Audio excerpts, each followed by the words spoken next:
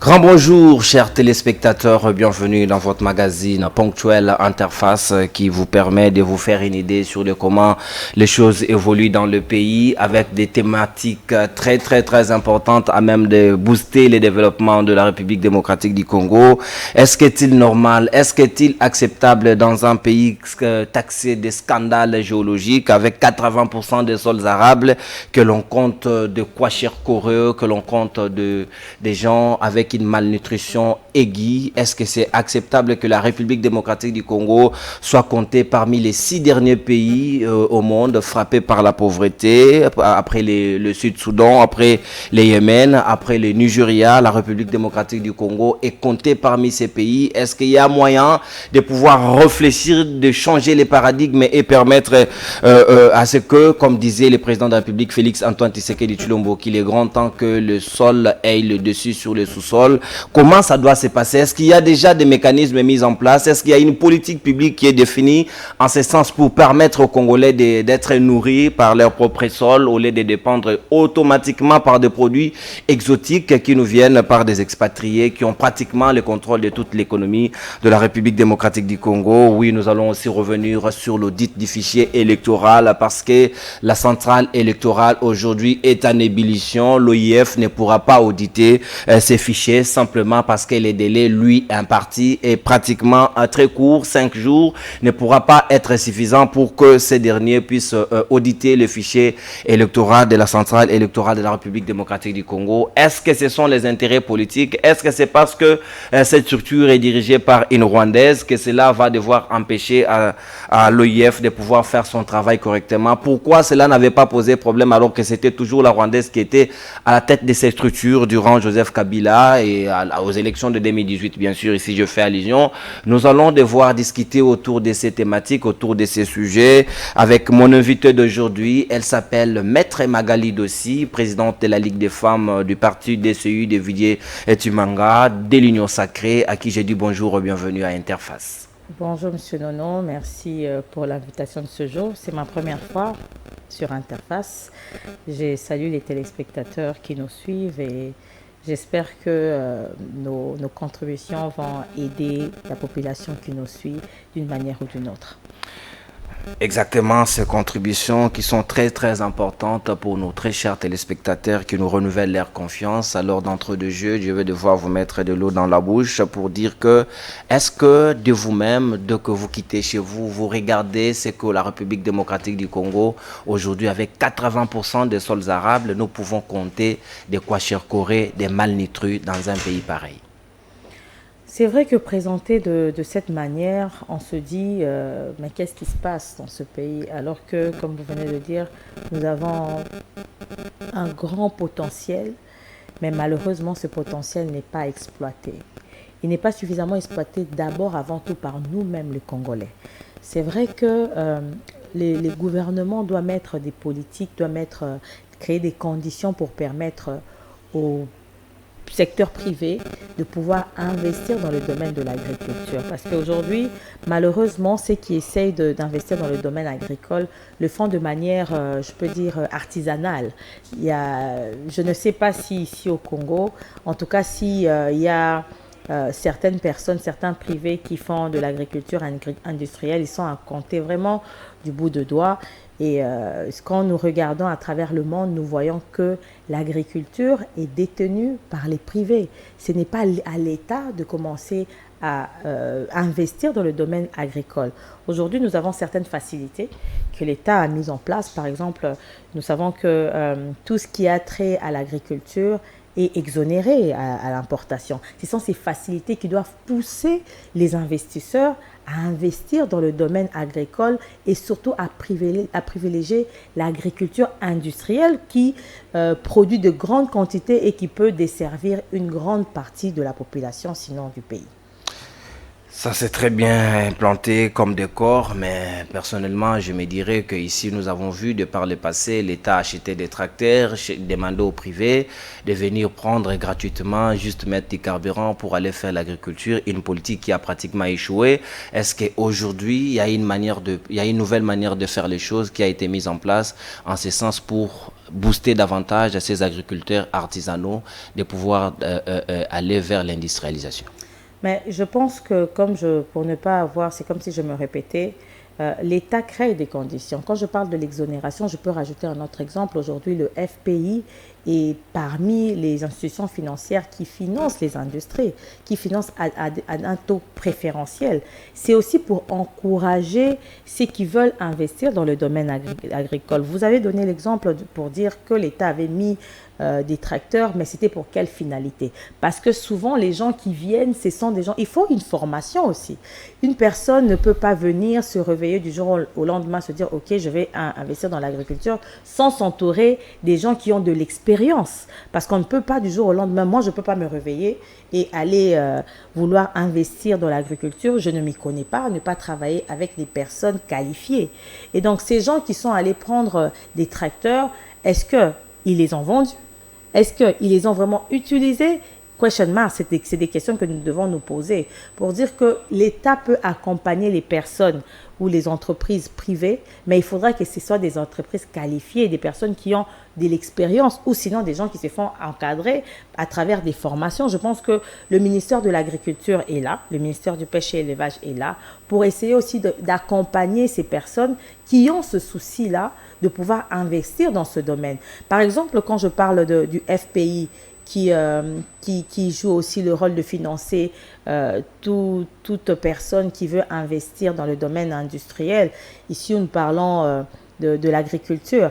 Le FPI donne des formations. Il y a même certaines autres banques que je me tais de citer qui donnent des formations, qui mettent à niveau les personnes avant d'abord de les financer pour être sûr que ce financement va vraiment servir pour l'agriculture et aussi va être rentable. Parce que malheureusement, il y a certaines personnes qui vont avec des projets agricoles qui vont se faire financer, mais qui détournent l'argent qu'ils obtiennent. Vous allez voir que ces personnes, demain, ils construisent des immeubles, ils font autre chose et ils n'investissent pas dans l'agriculture. Et pourtant, il y a un grand potentiel dans l'agriculture. Et donc, tout ça, toutes ces facilités que l'État est en train d'offrir aux citoyens congolais doit pousser les citoyens congolais à pouvoir... C'est vrai qu'on peut dire qu'il y a un problème de moyens, mais le grand problème ici aussi, c'est que, je ne cesse de le dire, les Congolais, nous n'avons pas la culture d'association. Parce que nous pouvons être faibles financièrement, mais si on s'associe entre nous, nous pouvons créer une synergie, une force et pouvoir investir dans le domaine agricole, faire de l'agriculture industrielle, au lieu que chacun aille dans son coin et fasse l'agriculture de manière artisanale pour une petite production, et même la rentabilité est lente parce que ça prend du temps. Et donc, quand vous voyez, même ici dans ce pays, vous voyez beaucoup d'expatriés qui viennent dans ce pays, qui investissent, même dans le domaine agricole. Hein, il y a des expatriés qui sont ici, qui ont investi dans le domaine agricole industriel, mais la plupart le font en groupe, en association. Mais nous devons aussi développer ce sens-là d'association parce que nous avons une faiblesse côté entrepreneur congolais. Nous avons une faiblesse côté entrepreneur congolais parce que des bonnes intentions sont à soutenir. Le président de la République, à sa venue au pouvoir, il a promis qu'il devrait normalement faire des Congolais des millionnaires. Ouais. Alors, faire des millionnaires congolais, il faut aussi venir dans ce domaine de l'entrepreneuriat pour leur permettre de pouvoir davantage asseoir leur entreprise. Question aussi de donner de l'emploi aux Congolais, mais fort malheureusement, surtout les secteurs agricoles qui devraient être un secteur qui crée de l'emploi, un secteur qui occupe les Congolais, qui nourrit les Congolais, qui traîne encore le pas, alors que dès l'époque des Zaïre, nous avons les Sosakaf, nous avions la Pelzette qui faisait la production d'huile. Aujourd'hui, vous avez Palmico qui est pratiquement sous contrôle des Indo-Pakistanais, des Libanais. L'État est quasi absent. Est-ce ne devons-nous pas apprendre de notre passé et recourir davantage pour faire autrement, avoir des résultats beaucoup plus escomptés et beaucoup plus probants? Je dirais que je reviens encore à ce que j'ai dit. Il faudrait que le secteur privé puisse investir dans ce domaine-là, dans ce domaine de l'agriculture. Vous avez cité plusieurs entreprises qui étaient des entreprises privées, qui soutenues par l'État à l'époque. Voilà, qui bénéficiaient de certaines subventions de l'État. Mais est-ce qu'aujourd'hui, nous avons des entreprises privées qui s'organisent pour pouvoir investir dans l'agriculture industrielle et qui s'approchent, que ce soit du ministère de l'Agriculture, pour savoir comment le ministère de l'Agriculture peut les accompagner. Déjà, le ministère vous dira qu'ils n'ont pas assez de moyens parce qu'avec les budgets actuels, il n'y a que 5% qui est réservé dans les quotas de l'agriculture. Mais on peut les orienter d'une manière ou d'une autre. Vous allez voir que certaines personnes qui ont de la bonne volonté, qui veulent être accompagnées, mais qui n'ont pas des terres. Vous voyez, qui n'ont aucune garantie, aucune caution. Nous avons vu, je vais prendre un autre exemple, nous avons vu je ne dis pas que tous les Congolais sont pareils ou tous les entrepreneurs ne sont pas sérieux, mais nous avons vu lors du confinement, lors de la Covid, le gouvernement a financé certaines personnes qui devaient aller acheter des denrées alimentaires. Mais cet argent a été détourné. Donc, il faut qu'il y ait un accompagnement responsable avec des personnes qui s'organisent déjà parce que tu ne peux pas aller vouloir chercher un accompagnement étatique et ne pas être structuré toi-même et ne pas faire un projet qui est bancable, un projet qui peut être accompagné. Il faudra déjà que toi, entrepreneur, que tu puisses déjà faire ton business plan, que tu puisses déjà faire des projections et alors tu vas te faire accompagner. Tu ne vas pas dire « Non, mais moi j'ai suivi, on disait que le ministère de l'Agriculture est en train d'accompagner ou le FPI est en train d'accompagner et tu vas comme ça pour qu'on t'accompagne sans projet. Tu dis juste « Ouais, moi je suis prêt, disposé à investir dans l'agriculture, mais je n'ai pas les moyens. J'aimerais que l'État me donne des terres, j'aimerais que l'État me donne des moyens financiers. » Non. Je pense qu'il y a quand même de prérequis. Il y a quand même certaines choses, certaines conditions qu'il faudra remplir pour que l'État vous accompagne. Mais aussi, nous avons énormément de défis. Nous ne cesserons de dire que nous avons trouvé ce pays avec beaucoup de problèmes. Et ça, je pense que tout Congolais le sait parce que nous avons vécu dans ce pays. Nous savons ce qui a marché et ce qui n'a pas marché. Nous avons trouvé beaucoup de défis et le budget que nous avons aujourd'hui, c'est vrai, nous sommes passés de 4 milliards à 16 milliards, mais ça ne représente rien par rapport aux besoins profonds de ce pays. Parce que ce budget n'est pas seulement le budget de Kinshasa, c'est pour toute la République. Et les besoins sont énormes. Et donc, nous ne pouvons pas impacter tous les domaines jusqu'à un certain point. Mais le gouvernement est en train de faire des efforts pour pouvoir solutionner tant soit peu en peu de temps que nous avons, avec tous les défis et toutes les difficultés que nous avons pu rencontrer, la Covid, aujourd'hui la guerre à l'Ukraine, il y a des solutions qui sont en train d'être trouvées. Et dernièrement, il y a eu une réponse face à la crise alimentaire qui touche le blé. Il y a eu une réponse que le gouvernement a trouvée. Il a pu substituer le blé par la farine de manioc. C'est une réponse alternative qu'on a pu trouver parce que nous n'avons pas la capacité de produire du blé parce que le blé est cultivé dans certaines conditions. Ça se produit où déjà? Connaissez-vous déjà un endroit où on fait cette culture des manioc pour concurrencer le blé? Non, mais il n'y a pas un endroit particulier où on fait la culture de manioc, mais ce sont les maniocs qui sont cultivés par les Congolais. De manière artisanale, hasardeuse, et l'État veut puiser comme ça. Mais écoutez, l'État doit donner des solutions. Déjà, lorsque l'État donne la solution, après des études, qu'on peut faire du pain avec la farine de manioc. Mais il fallait maintenant voir l'État à l'œuvre pour organiser ces secteurs, pour que l'on voie des grandes productions. Il ne suffit pas de les dire comme ça et les choses doivent suivre comme dans un seul bâton de magie. Vous avez raison, mais c'est pour cela qu'il y a... Tout est en train d'être fait pour pouvoir concrétiser cela. Parce qu'il faut d'abord cibler la solution à apporter à un problème et puis la matérialiser. Et donc, c'est en voie d'être matérialisé. Je pense que j'avais même suivi, je n'ai pas la véritable information. Mais dans votre speech ici, vous avez semblé confirmer que les chefs de l'État avaient déjà la solution en main, alors que nous sommes encore au niveau de la réflexion pour la concrétisation. Ce n'est pas la même chose. Au niveau de la réflexion, parce que il y a des boulangeries qui existent aujourd'hui. Ces boulangeries peuvent avoir des problèmes de rupture de blé. Ils peuvent recourir à la farine de manioc avec les études en appui qui prouvent que la farine de manioc a les mêmes valeurs nutritives que la farine de blé. Le pain fait à base de farine de manioc a les mêmes valeurs nutritives, si pas plus, que le pain fait à base de farine de blé. C'est déjà une réponse. C'est vrai qu'il faudra organiser cela, mais comme je vous ai dit, ce n'est pas à l'État de pouvoir commencer à avoir des parcs agricoles. sûrement que ça va se faire, ça va arriver par se faire, mais pour le moment... Parce que l'État avait déjà tenté de par le passé, le parc agroalimentaire de Boukangalonzo, qui s'est soldé avec le résultat que vous et moi connaissons très bien. Et on a voulu tenter une autre expérience avec Feti Sekedi d'essayer quand même d'une province à une autre, deux autres parcs comme ça, qui jusqu'à aujourd'hui tardent encore à venir. Est-ce que vous avez déjà aussi entendu qu'il y a de nouveaux projets en ce sens qui peuvent venir booster davantage ces secteurs agricoles? Ce que je sais, c'est qu'il y a un travail qui est en train d'être fait parce que le fiasco de Boukangalonzo, c'était par rapport au terrain qui ne répondait pas à certaines conditions par rapport à la culture qu'on devait faire. Et donc, il y a des études qui sont en train d'être faites pour localiser les espaces qui sont propices à l'agriculture de telle ou telle denrée alimentaire. Et déjà, c'est cette procédure-là cette étape-là qu'il faut terminer.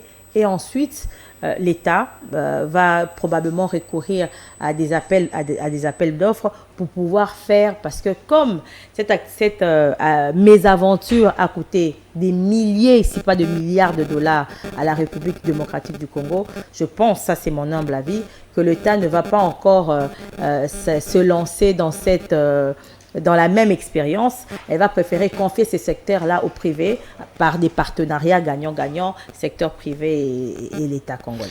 Très bien. Maître Magali Dossi, présidente de la Ligue des femmes de DCI de Vidieu-Chimanga, Union Sacrée, nous sommes en train de réfléchir comment trouver des solutions aux problèmes qui persistent et aux problèmes qui touchent tout Congolais sans exception, de toutes tendances confondues, parce que le ventre ne connaît pas l'Union Sacrée, encore moins l'opposition. Ça, cela doit être souligné comme tel. Mais quand vous apprenez que les enfants congolais manquent à manger, les enfants congolais n'ont pas de nourriture, jusqu'à être menacés d'une malnutrition aiguë et que nous soyons repérés parmi les 6 pays les plus pauvres au monde. Et ça, ce n'est pas une honte pour les Congolais, ça devrait nous donner la rage et la colère de travailler autrement. Ça devait nous pousser à fournir encore plus d'efforts pour pouvoir... solutionner ces problèmes qui, je pense, doit affecter tout Congolais qui se sent, qui est patriote, tout Congolais qui voudrait voir le Congo et les Congolais pouvoir se développer, pouvoir manger à sa faim, parce que le premier combat, je pense que c'est le combat de la faim. Quelqu'un qui n'a pas faim, qui n'a pas mangé à sa faim, c'est une personne, vous créez déjà une personne malheureuse, vous créez déjà une personne aigrie, vous créez déjà une personne qui est prête à se révolter et même prête à trahir son pays. Et donc ça, ce sont des situations que nous devons solutionner. Et je pense que, comme je venais de le dire, ce pays a d'énormes défis. Et notre grande difficulté, c'est que nous n'avons pas suffisamment de moyens pour rencontrer ces défis en un temps court, en un laps de temps. Il faudra que nous puissions mettre des stratégies en place, et ces stratégies vont nous demander des moyens. Et je pense que c'est ce que le gouvernement est en train de faire déjà. Ce budget, c'est déjà quelque chose qu'on ne pouvait pas espérer. Et je pense que au fur et à mesure, si le président a un second mandat, les choses iront crescendo, de sorte que nous puissions avoir un budget qui permettra à l'État de pouvoir rencontrer les problèmes que le pays connaît dans tous les domaines. Et donc, par rapport à ce problème de la faim, je dirais que ça ne se passe pas seulement au Congo. Dans le monde, même dans les États-Unis, aux États-Unis, il y a la faim. Il y a certaines souches de la population à des pourcentages qui vivent minimisables. À des pourcentages faibles, certes. Mais nous venons de quelque part, parce que nous ne devons pas oublier d'où nous venons. Nous venons de loin, où ce pays a été mal géré, où ce pays a été pillé, où les ressources de ce pays ont été dilapidées. Nous savons, je n'ai pas à énumérer, nous avons parlé de Boukangalonzo qui est un fiasco avec des milliers de dollars qui ont été détournés. Nous avons le contrat chinois, nous avons nos ressources minières qui ont été dilapidées, nous avons des détournements, nous avons de corruption. Tout cela, ça fait perdre de l'argent aux Congolais. Cet argent qui aurait pu servir à pouvoir impacter encore la vie des Congolais, à pouvoir impacter le Congo dans divers domaines. Malheureusement, nous avons perdu de manière irresponsable cet argent parce que nous avons géré de manière irresponsable dans le passé. Et si nous avons perdu les fonds de l'État de manière irresponsable et que l'on devrait normalement capitaliser et orienter autrement pour faire bénéficier à la nation et faire avancer ces domaines, normalement aujourd'hui la faim, on dit il faut aller faire une lutte contre la faim. Donc pour lutter, c'est toute une guerre qu'il faut mener et cela nécessite de la logistique, de l'organisation et des moyens. Et déjà, comme vous évoquez la notion du budget, je suis tout à fait d'accord que le budget n'est pas assez suffisant, mais quand on regarde aussi des rubriques qui concernent l'agriculture, qui concernent le pêche, de ce qu'on alloue dans ces secteurs, il y a quand même de quoi se poser la question, est-ce que nous avons conscience que le développement doit partir de là? Est-ce que nous avons conscience qu'il y a un sérieux recul que nous devons si vite rattraper? Ou bien vous vous dites que d'accord, on se contente de la situation, bon, ça reste comme ça? Vous savez, on est en train de parler de l'industrialisation de l'agriculture, mais il y a un grand problème qui doit être résolu parce qu'on peut industrialiser l'agriculture, mais il y aura un grand problème, c'est le problème de route de desserte agricole. Avec 5% tel qu'ici réservé à l'actuel budget de 2022 que nous sommes en train d'exploiter encore, vous croyez vraiment que 5% va devoir construire des routes à desserte agricole? Mais nous avons la solution qui est le programme de 145 territoires qui va doter le pays dans son ensemble des infrastructures, des routes, des banques, des hôpitaux, des écoles. Tout cela aussi va faciliter l'acheminement des produits. Parce qu'aujourd'hui, il y a des produits qui pourrissent dans certains villages, dans certains coins. Bien sûr. Parce qu'ils produisent en grande quantité mais ils ne savent pas évacuer. Et donc ça, c'est aussi un grand problème qu'on est en train de solutionner en voulant construire et mettre sur place des infrastructures qui permettront à ce que demain, quand nous aurons des industries agricoles, que nous puissions dépendre de notre production locale, parce que pour le moment, nous dépendons, je dirais, à 99% de l'extérieur. Nous importons les produits, les produits agricoles, les produits des premières nécessités.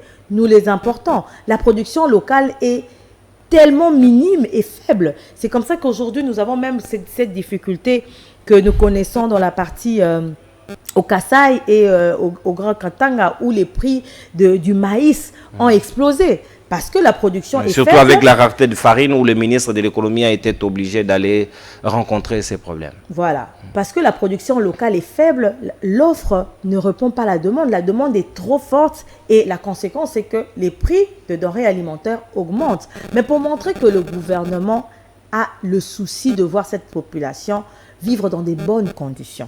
Il y a une délégation gouvernementale qui a commencé un périple en commençant à Lubumbashi, l'Afrique du Sud et la Zambie, pour voir comment on peut solutionner ce problème à court terme. Parce que les gens ont faim, les gens sont en train d'acheter la farine de maïs à des prix inimaginables. Il faut solutionner ce problème le plus tôt possible afin de voir aussi avec les industries là-bas pour pouvoir voir si on peut faire des transferts de connaissances, de technologies, pour voir comment le gouvernement peut aider encore davantage, parce que côté secteur privé, il y a une lourdeur, il y a une lenteur. Les gens, comme je disais, ceux qui essayent d'investir dans le secteur de l'agriculture, le font avec leurs moyens. Donc, la production est vraiment petite, elle est insignifiante, elle est insuffisante, elle ne peut pas couvrir les besoins nationaux. Et donc, c'est comme ça que cette délégation est allée avec plusieurs ministres pour que chaque ministre essaye de voir dans son secteur comment ils peuvent collaborer, comment ils peuvent solutionner le problème de la faim du Congolais. Solutionnons le problème de la faim du Congolais parce que tout le monde est appelé à manger avant de sortir le matin de chez lui, prendre une tasse de café et ça, une tasse de thé aussi, pourquoi pas, pour qu'il soit en forme, pour bien travailler correctement et être endurant surtout. Mais ces Congolais-là, se retrouvent dans une situation, pas de challenge, pas de concurrence, surtout dans ces secteurs. L'État lui-même d'abord est quasi absent dans ces secteurs. Les conditions, on les déplore encore jusqu'à ce jour. Et la partie orientale, par exemple, vous allez apprendre que là-bas, on produit beaucoup de haricots, on produit beaucoup de thé. Est-ce que l'État a compris qu'il faut maintenant aller faire des cultures des zones? Par exemple, nous allons dans la zone orientale pour produire davantage le riz, pour produire davantage les haricots, à même de nous permettre de vendre à l'étranger, au lieu d'être toujours ces pays qui bénéficient toujours de ce qui vient de l'étranger, au lieu que nous-mêmes, nous soyons aussi à mesure de concurrencer. Par exemple, l'EAC aujourd'hui, c'est un marché commun. Mais comment la RDC, qui n'a rien à vendre en retour, va être un marché de plus pour ces États? Est-ce que nous avons conscience que nous devons d'abord produire davantage pour aussi chercher aussi à aller concurrencer les autres marchés du monde? Je pense que le gouvernement est en train d'encadrer parce que pour le moment, il faudrait d'abord qu'on privilégie les besoins que nous avons nationaux, les besoins locaux, avant de pouvoir penser à exporter. Si nous ne rencontrons pas les problèmes ou les besoins de la population congolaise, nous ne pouvons pas encore penser exporter. Et en attendant, nous devenons les marchés pour les autres États. Oui, parce que vous n'êtes pas sans savoir que notre économie est extravertie. Nous dépendons de l'extérieur totalement. Et ça, vous le savez, même si avant que vous ne veniez au pouvoir, vous le savez que l'économie, elle avait toujours été extravertie et vous aviez obligation de pouvoir venir renverser les paradigmes ou la tendance. Mais oui, monsieur Nono, mais quand nous arrivons, nous avons connu beaucoup de choses. Dois-je vous les rappeler ici, quand nous arrivons, nous étions dans quel contexte? Nous étions dans le contexte d'une alliance FCC-CACH, où il y a eu beaucoup de blocages. Le président a essuyé plusieurs humiliations, où il était bloqué, il ne pouvait pas matérialiser sa vision. On a perdu 2 ans comme ça. Ensuite, nous tombons sur la Covid-19. La Covid-19 qui a perturbé les chaînes de production mondiales. Nous rencontrons ces problèmes. Il fallait les moyens. Ensuite, nous avons la guerre.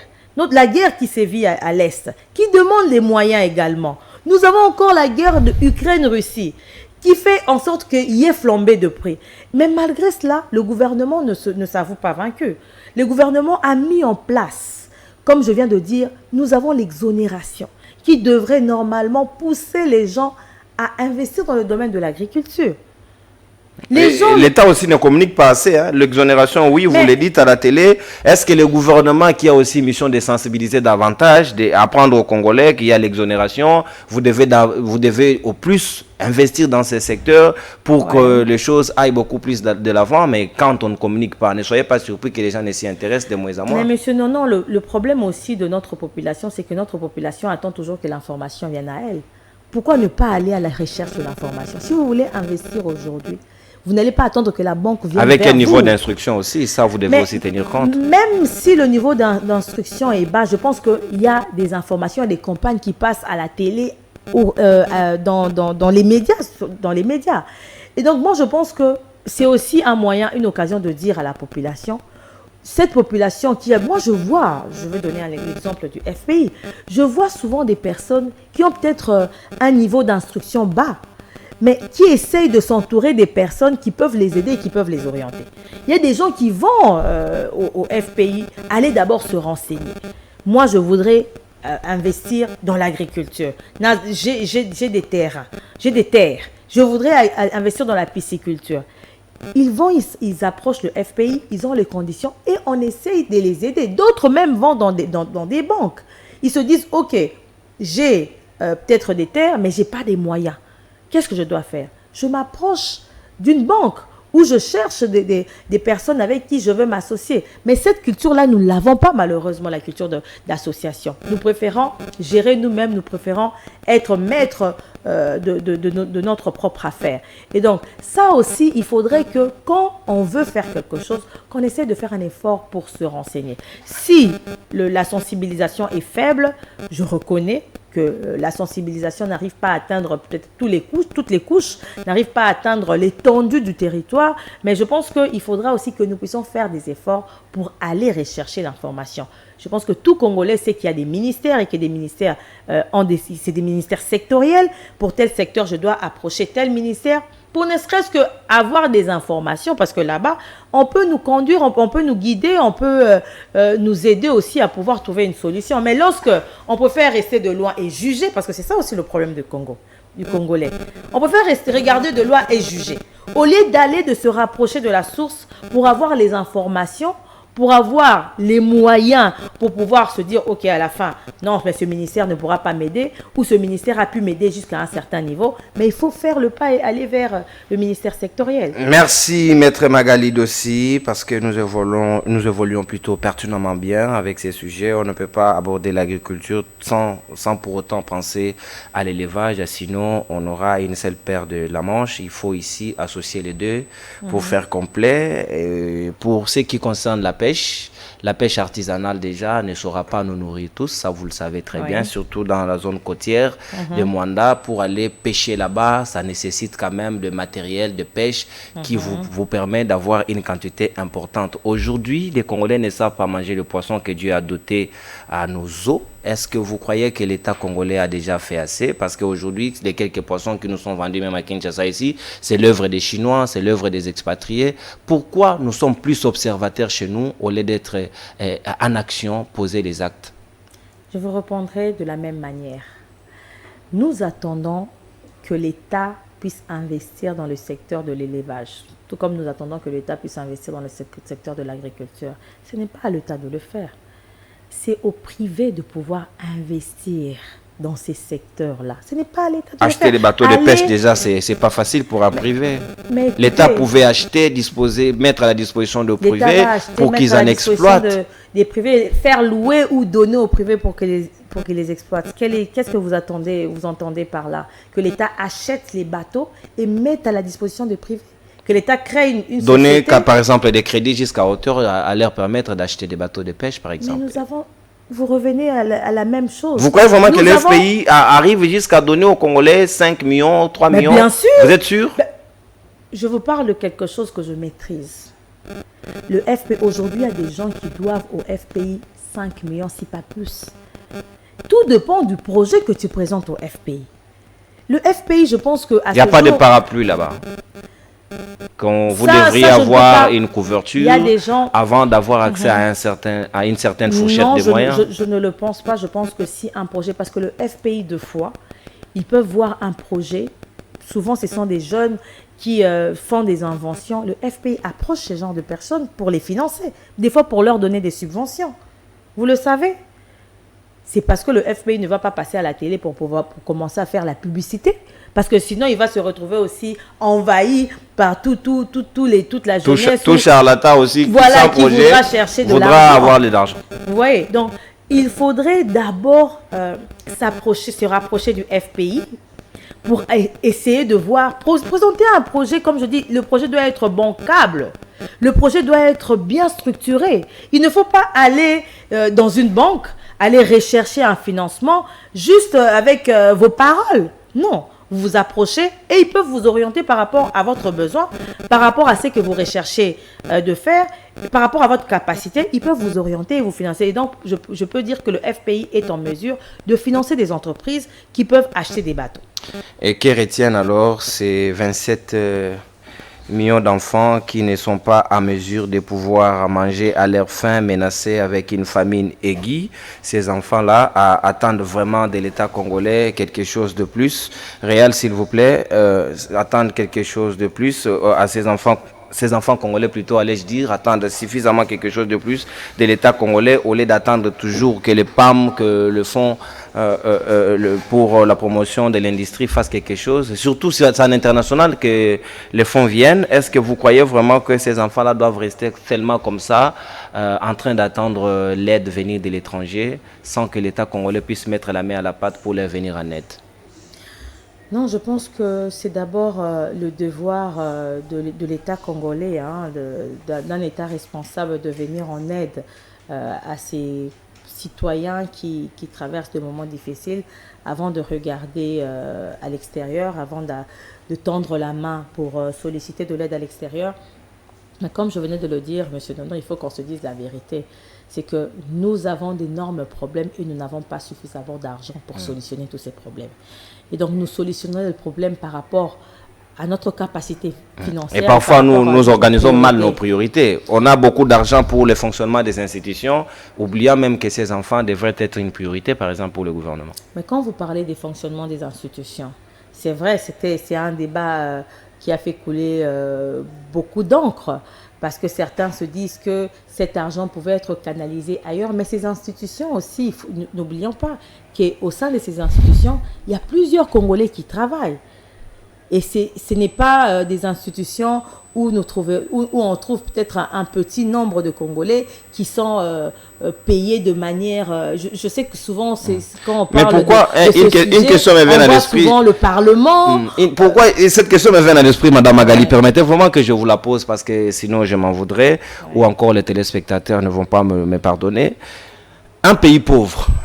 Ici, les Congolais vivent avec moins de $2 les jours, ce qui est vraiment les critères des pays sous-pauvres même. Mais vous verrez un ministre de ces pays-là, dont le citoyen est sous-pauvre, et veut se taper des conditions de vie, des luxes, à même d'avoisiner les pays occidentaux. Est-ce que c'est correct cette manière? Ces train de vie est reconnu aux institutions? Bon, moi, je vois les choses de manière totalement différente. Moi, je ne suis pas pour baisser les trains de vie des institutions, mais pour augmenter les rémunérations des autres secteurs. Je n'aimerais pas réfléchir comme la plupart des gens disent, non, mais il faut baisser les salaires, les émoluments des députés. Je dis non, si on peut garder les émoluments des députés, si on peut garder les salaires de ministres à cette hauteur, mais augmenter aussi les salaires de fonctionnaires, augmenter les salaires de militaires. Il ne faudrait pas qu'on voie seulement il faut retrancher là-bas, mais ici, il reste pareil. Parce qu'on peut retrancher le salaire des institutions, plutôt le train de vie des institutions, diminuer les trains de vie des institutions. Est-ce que vous êtes sûr que cet argent qui sera peut-être épargné va impacter le social des Congolais, va améliorer les conditions des fonctionnaires et des militaires? J'aimerais qu'on puisse pousser la réflexion jusqu'à ce niveau-là. Parce que sinon, ça ne sert à rien de pouvoir enlever là, alors que les autres restent dans la même situation. Je suis d'avis qu'il faut se battre pour élever la situation sociale de toutes les autres catégories qui ont des salaires de misère. Qui ont des salaires de misère, Maître Magali Dossi. Maintenant, on va quitter d'une thématique à une autre. Nous allons aborder maintenant des aspects beaucoup plus politiques parce que là, on était vraiment dans le social du peuple congolais, des situations qui nous préoccupent tous, que nous voulons vraiment avoir des solutions de base à même de nous permettre de pouvoir voir le social des Congolais changer complètement. Le fichier électoral aujourd'hui fait débat, fait couler beaucoup d'encre et salive. L'OIF qui ne devrait pas le faire simplement parce que certaines structures de la société civile pensent que le secrétariat de l'OIF est conduit par une Rwandaise, Louise Mushikiwabo, et de ces faits, ces structures peuvent diaboliser le fichier électoral, même si en 2018 c'était toujours la même structure, avec la même personne à la tête, cela n'avait pas été diabolisé. Est-ce que vous avez plus peur aujourd'hui de voir l'OIF contrôler ou auditer pour crédibiliser le fichier électoral? Mais aux dernières informations, l'OIF a rejeté l'offre. L'OIF a avancé comme argument que le délai imparti pour l'audit était court. Ouais. Et donc, moi, je pense comme le membre du gouvernement, comme le gouvernement et même comme la société civile. Certes, l'OIF a toujours travaillé en collaboration avec la CENI, les élections passées, les élections d'avant. Mais aujourd'hui, la donne a changé. Aujourd'hui, nous savons tous que le Rwanda agresse pratiquement de manière ouverte la RDC. Et donc, nous ne pouvons pas, pour des raisons de souveraineté, nous ne pouvons pas laisser une institution qui est gérée par une Rwandaise. D'abord, déjà, c'est un problème pour nous de voir, nous, la RDC, qui faisons partie de la francophonie, au lieu que ce soit nous, parce que nous sommes parmi les grands pays de la francophonie, au lieu que ce soit nous qui avons un représentant là-bas à l'OIF, c'est le Rwanda qui ne fait plus partie de la francophonie, qui se voit donner ce poste. Mais pourquoi pas quitter carrément cette structure? Parce que vous reprochez autant, mais vous continuez à persister dedans. Pourquoi ça, c'est faire la politique d'Autriche? Non, je pense que quand on gère l'État, on ne prend pas des décisions sous la colère ou sous la passion. Avant de quitter une structure, il faudra peser le pour et le contre, hein. Voir qu'est-ce que cette structure nous rapporte, voir si cette structure nous est bénéfique ou pas. Et ça, je pense que c'est au niveau du gouvernement qui ont les éléments que nous, vous et moi, nous n'avons pas. C'est à eux de voir si c'est important, si c'est encore opportun de rester dans cette structure. Si cette structure ne nous rapporte rien, je pense que le gouvernement prendra la décision qu'il faut, c'est-à-dire de quitter cette structure. Mais si cette structure nous apporte des avantages d'une manière ou d'une autre, on ne va pas quitter cette structure. Surtout qu'avec les Jeux de la francophonie, ça nous permet d'avoir des infrastructures. Là, on ne brandit pas la notion de la souveraineté, mais s'il faut auditer les fichiers, tout le monde va taper, bomber des torses. Écoutez, vous savez qu'avec les Jeux de la francophonie, ça va ramener... ça va d'abord mettre encore une fois de plus des projecteurs sur la RDC. Ça va ramener les gens qui viendront du quatre coins du monde ici. Et donc, ça va aussi faire entrer de l'argent dans notre pays. Il faut voir aussi le côté positif du jeu de la francophonie. Et donc, je pense que le gouvernement, en voulant absolument que nous puissions avoir des infrastructures qui nous permettront d'abriter le jeu de la francophonie, à penser aux avantages que va nous procurer la tenue de Jeux de la francophonie ici. Donc là, ce n'est pas une question de souveraineté, mais c'est une question économique. Parce que les gens qui viendront, ils vont dépenser, ils seront dans des hôtels, ils vont acheter des histoires. Et donc l'argent va circuler et ça sera au bénéfice de la RDC, donc de Congolais. Très bien. Ce sera au bénéfice de la RDC. Là, vous avez très bien fonctionné comme un État parce que vous avez tiré le rideau de notre côté pour engager davantage les intérêts. C'est une affaire politique. Ouais. Nous ne pouvons pas... mais les jeux, les sports, c'est une affaire de loisirs. C'est une affaire de loisirs. On ne peut pas comparer les élections et le sport. Les sports, même quand nous perdons, est-ce que vous avez vu déjà que le pays s'est soulevé parce que nous avons perdu un match ou que voilà, le pays a perdu une partie de sa souveraineté parce que nous avons perdu un match? C'est des loisirs, c'est des jeux. Mais les élections, ce sont des questions politiques et des questions très sensibles qu'on ne peut pas laisser à la portée de notre ennemi, comme Paul Kagame. Même si à un moment, la politique aussi s'invite au sport. Nous avons vu les équipes RIS être sanctionnées par la FIFA parce que la Russie agresserait. Ça, c'est deux poids, deux mesures. Hein, nous le décrions. Il ne faut pas soutenir ça. Parce que la politique part au sport. Je ne veux même pas aller dans ça. Moi, nous décrions le fait que nous sommes agressés. Cette communauté internationale reste muette. La FIFA n'a jamais condamné le Rwanda. Jamais. Même pas sanctionné les clubs rwandais. On n'a jamais condamné, ni le Rwanda n'a jamais été condamné, n'a jamais été sanctionné, ni ses clubs, ni... Même Paris Saint-Germain visitait Rwanda, donc les Français même ont consacré. C'est vraiment deux poids, deux mesures.